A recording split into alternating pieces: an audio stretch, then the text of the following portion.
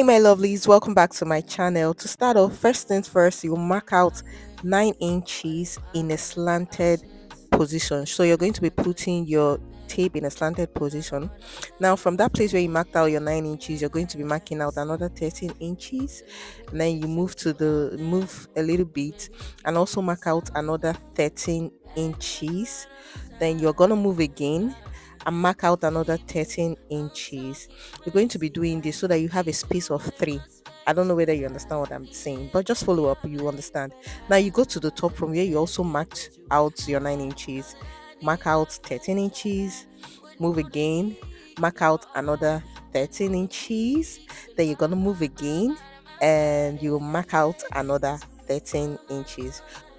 So all these your markouts will be like in threes. I don't know whether you understand, but keep following up. You understand. Now you're going to be joining in a slanted position all your markouts. So you be using with a ruler, use a long ruler, not like me. So you're going to be joining the slants. That's basically what I'm doing. Joining the slants, and I think this is the second slant or the third one, and then this is the fourth slant. Now after slanting all of them, all you're going to be needing is 3 different slants. So this is one here, now this is another one, 2, 3. So you're going to be needing 3 slants. Now gently cut off with your scissors. Be careful, don't cut your hands, and cut off all your slants. So you need to cut out those 3 slants. What you'll be needing to work with is the tray slants. Just cut them and keep them aside. So that excess material, you can either keep it for future purpose or you can trade away. Me, I didn't use it, but if you don't have enough material, just keep it. You're going to be needing it. I promise you, you'll need it if you don't have enough material. So this is how I'm going to be jointing my tray slants now. So don't do it this way. No, this is the wrong way. Try and do it this way. I don't know how to explain it, but what you understand, you're going to be joining it this way. Make sure you join about half an inch joining, and you cut off your excess needle and excess thread. This is what you're trying to achieve. This is what you're looking for. Now, the next one, you also put it that way, like in an opposite direction. I don't know how to explain it, but maybe when you're looking at it, you understand better. So you're joining the 3 of them together.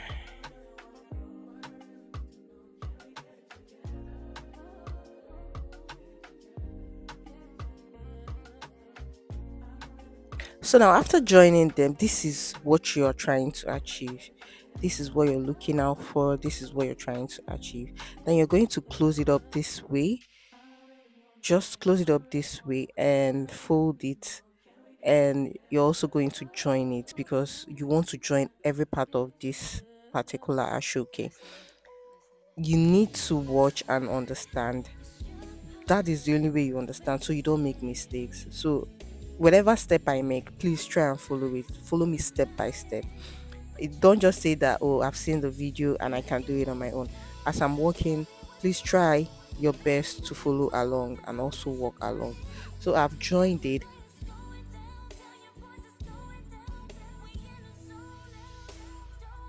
Now when you open it up, this is what it's going to be looking like. So with your scissors, you're going to be cutting it open. Yeah, I mean cut it open. Yes, please try not to cut where you have already joined. Just look for a space where your needle and thread didn't run through, and this is what you're looking out for. Now when you measure it, at the end of the day, you're going to be getting about 27 inches in length. And remember, for me, my client's head measurement is 24 inches. Now, once you're done opening it, turn it to the back and make sure you press it and iron it down so that those lines will be a problem. Now, next, we're going to be working with our pepper stay. Now, I have this light pepper stay, so I had to put 3 different pepper stays together. This is the first one I'm ironing, and this is the second pepper stay I'm putting on. Now, the measurement of the pepper stay is the length of the ashoke, which is 27, or if you can even go in SS, and then the width of the pepper stay is 3 inches because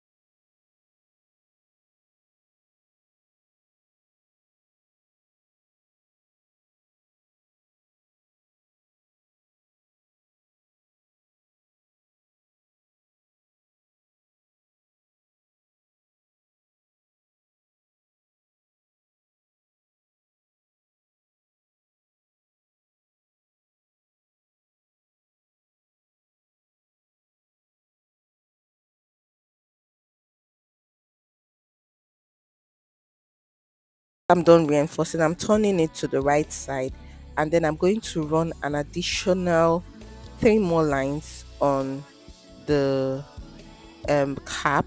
Yes, on the Aso OkeFabric cap.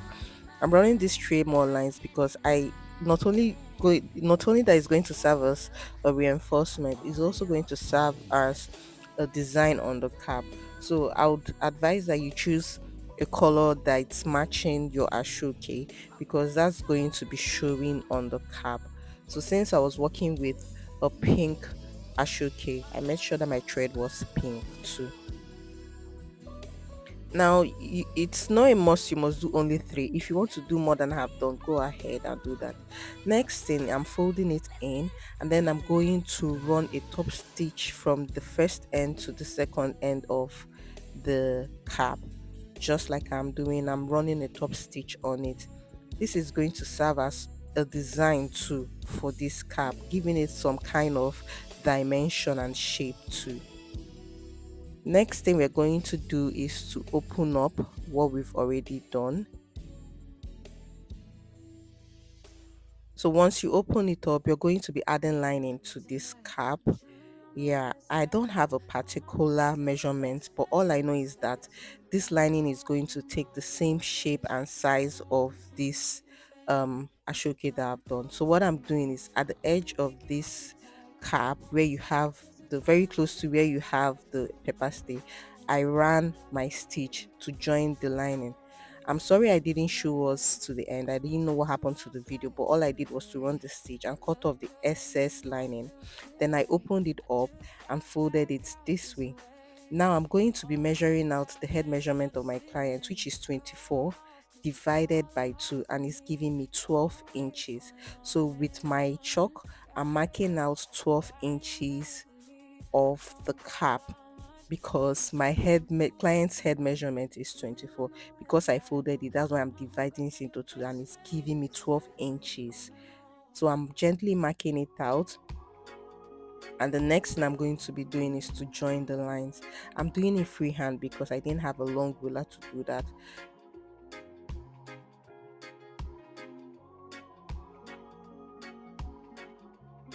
Now once I'm done doing that, I'm just going ahead to run my stitch on the area where I marked out, which is the head measurement divided by 2, 12 inches. So I'm running my stitch down. So you have to be very careful. Make sure that you have the appropriate head measurement of your client. If not, it might not fit. In fact, it will not fit the client. So get the accurate measurement, divide it by 2, and then mark out and stitch. Now I'm cutting off the excess lining. And then next thing I'm doing is to open it up. Now you see this allowance that I have here. I'm going ahead to iron it. This is what it looks like after ironing it. Next thing is to flip it over. Using your lining, turn it all over to make sure that the lining is covering the inner part of, because this is the inner part of the cap. So you just properly drag it.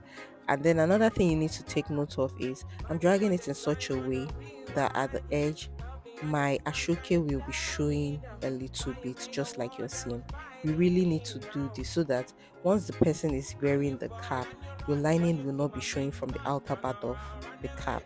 So make sure that the ashoke is coming out a little bit to give it that clean finish.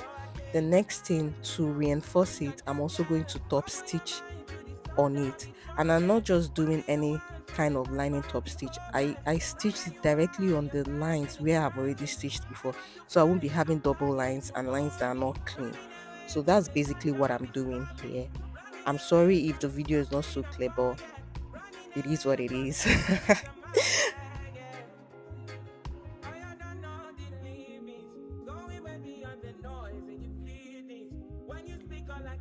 Okay, after doing the top stitch, I'm going ahead to cut off the excess lining. Please be careful, do not cut off your ashoke. I'm just trimming off the excess line. You know I didn't take proper measurements and I didn't want to risk it. So I'm cutting off the excess lining to be in the same line with the ashoke. I didn't just leave it there. I also went on ahead to reinforce it by stitching the both of them together at the edge there.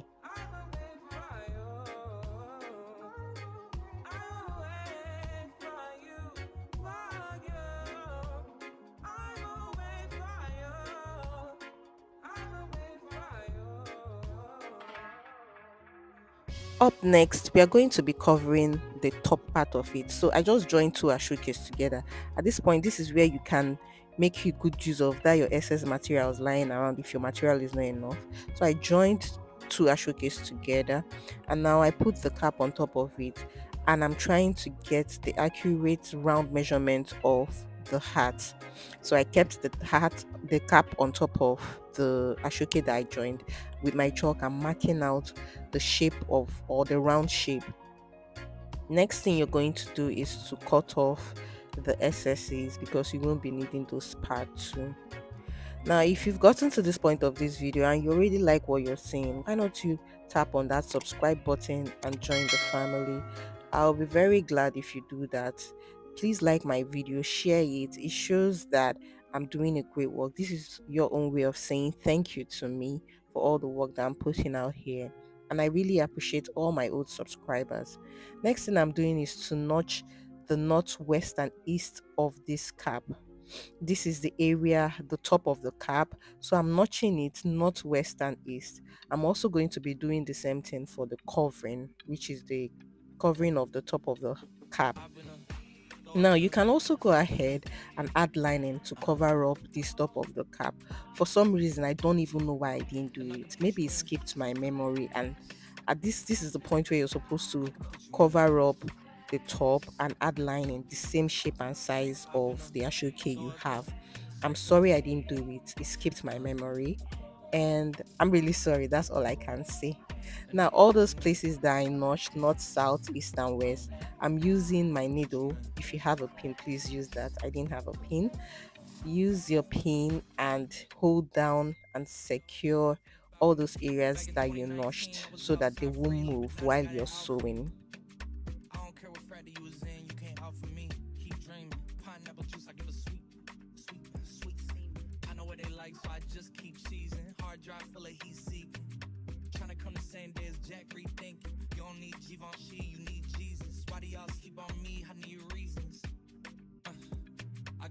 In the mail peak season. Shout out to my UPS workers, making sure I receive it. You could do it too, believe it. I've been Okay, so right now I'm joining the top of the cap and the rest of the cap together. So as I'm sewing, I'm removing the needles that I used to hold it down. As I'm sewing, I'm removing the needles that I used to hold it down.